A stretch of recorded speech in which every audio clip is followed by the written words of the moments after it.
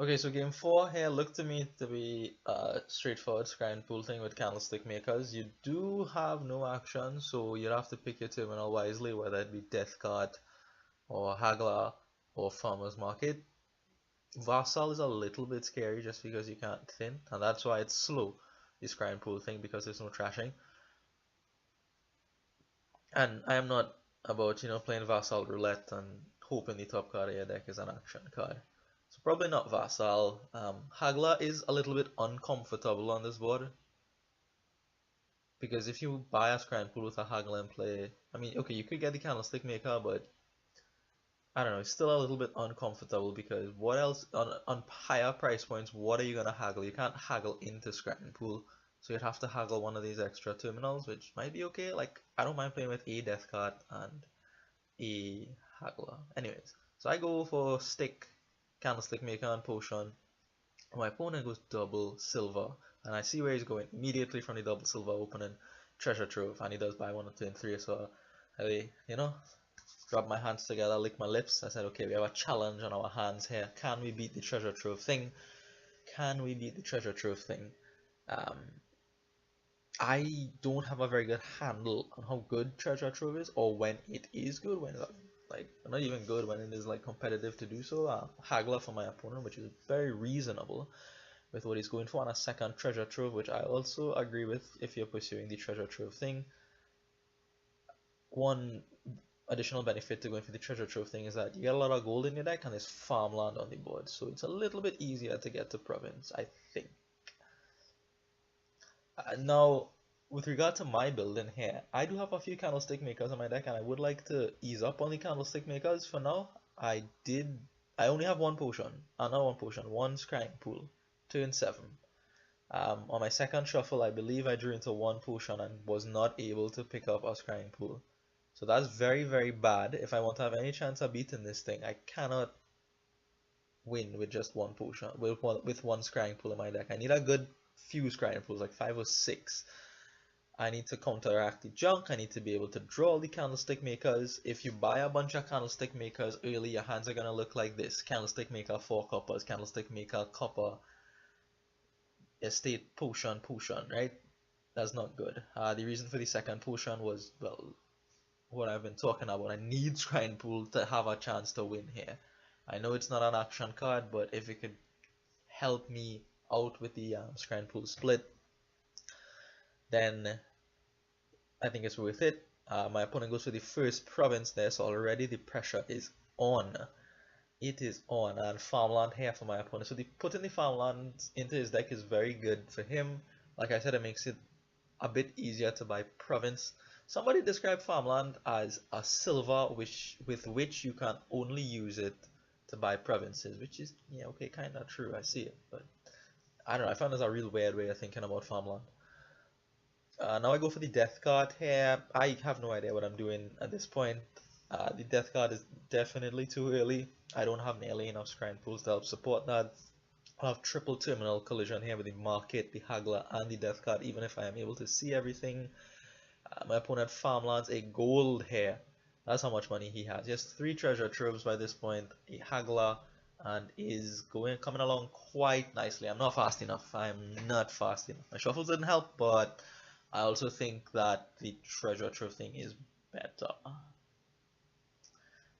I also think it's better than what I'm doing here.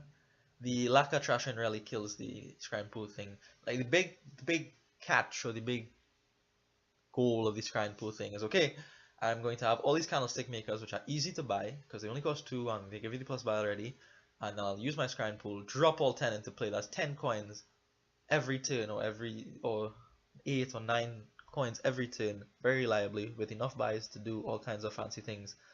This was a mistake by me here. I thought I had plus buyout, which is why I spent the coin tokens.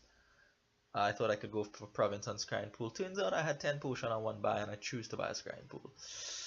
Ouch, yeah, I wasted some coin tokens. I didn't bother asking for an undo because I felt like the game was, too far gone in any case. And my opponent already started playing and whatever, so now he's starting to go after the duchy, so he's really just looking for a 50% lock here, which shouldn't be too difficult for him.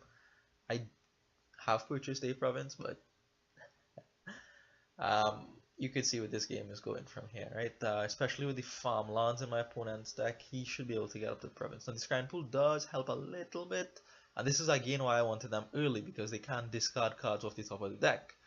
The attack might be helpful, but I didn't have them early enough to go for that, so my opponent was able to get off to a very good start, uninterrupted start for the most part, and he is now looking for 50% of the VP to take this game home. So he actually wins this game, but he actually takes quite a bit longer than I imagined he would to win this game. Like, I thought with the treasure trove thing, he would just at some point be buying, you know, like provinces on consecutive turns or something, but it took him some time here. This gain of the province here is through farmland, right? So one reason why you want farmland in the deck there. Yeah, he just had the 6 coin on the farmland and he was able to farmland into province, but he didn't have enough money to straight buy the province. Yeah, treasure trove is tricky for me because on the one hand, it gives you the gold, which, you know, okay, you know, money strategy likes gold. Gold is decent sometimes. But it also gives you the copper, which, you know, you've kind of put it into your head at this point. Copper bad, must kill copper, you know, like the Hulk. Must smash copper. So I don't know, it's a bit tricky. People say it's very, very good for money strategies, the treasure trove. Um,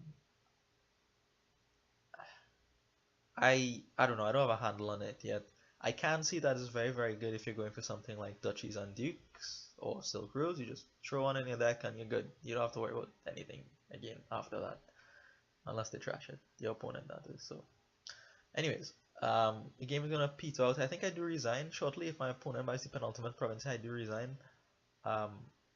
41 to 19, there's too much points, right? I can't, there's literally no way for me to catch up unless, you know, my opponent has a stroke or something and just lets 5 minutes elapse and I force him to resign. But outside of that possibility, I think this game is lost. So this is game 4 for you. I think I chose the wrong thing to do on the board, right? Some people in the chat said that after, like, we didn't like your scrying pool thing. Yeah, I didn't really like it either. Like, going into the scrying pool thing, I knew it would be slow, I knew it would be cumbersome, I knew I'd only have one action, and Haggler isn't always nice to work with potion cards around. Still went for it, and then my opponent showed me, hey, buy this yellow card is better than the scrying pool here. And he was right. Okay, so thank you for watching, and I will see you in the next one.